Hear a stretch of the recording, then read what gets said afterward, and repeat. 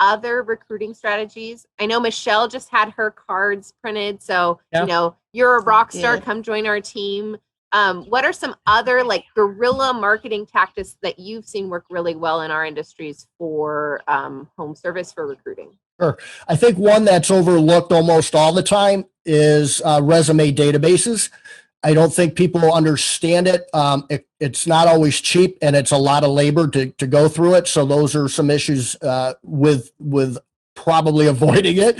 But we've got access to, and you can get this in Indeed, you can get it in ZipRecruiter.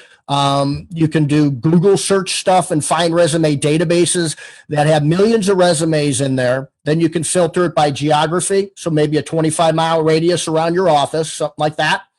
Which, by the way, the number one issue of not getting employees outside of a goofy labor market is how far they have to drive to work.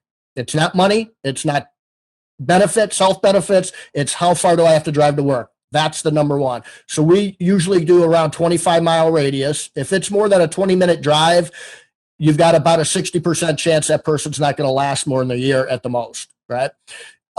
So geography. And then we'll put in keywords depending on what it is. If it's lawn care, maybe lawn maintenance, landscape or something like that. And it dwindles it down to maybe 5,000, 10,000, depending again on your geographics in your labor market.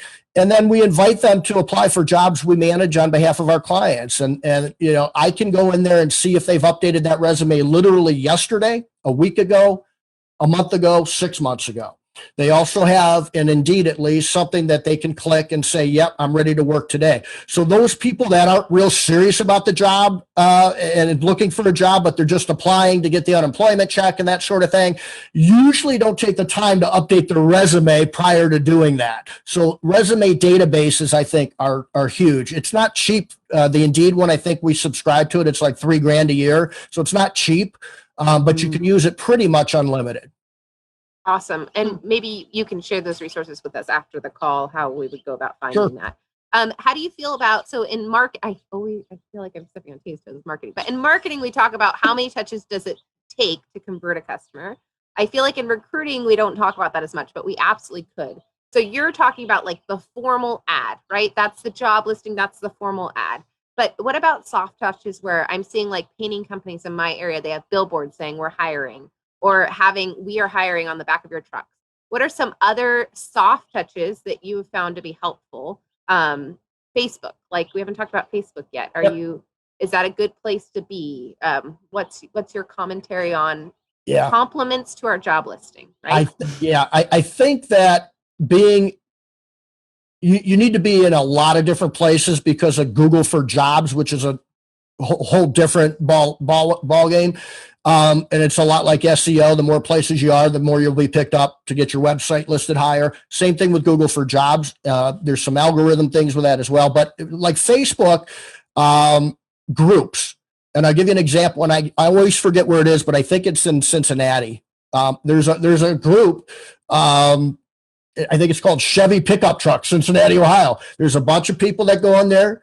And they're super easy to mingle with. And it's like, oh, by the way, we've got a window cleaning position opened up in Cincinnati, Ohio. Boom, boom, boom. We're not short-staffed with window cleaners by going into a Facebook group called Chevy Pickup Trucks. A lot of blue-collar guys like those pickup trucks. And, so you do it that way. There's garage sale trade type of groups in your area. That works really well for the home cleaning industry. We've done it that way, and you just kind of go in, and it's a lot of labor. But if you have any capacity at all, or you can get your employees to help you with that, maybe in a bonus thing with that, anytime you can keep the current employees that you have. I know it's not recruiting, but I think it is. I consider my current employees recruiting. I need to recruit them every single day, every single week, because if they go, I'm in trouble.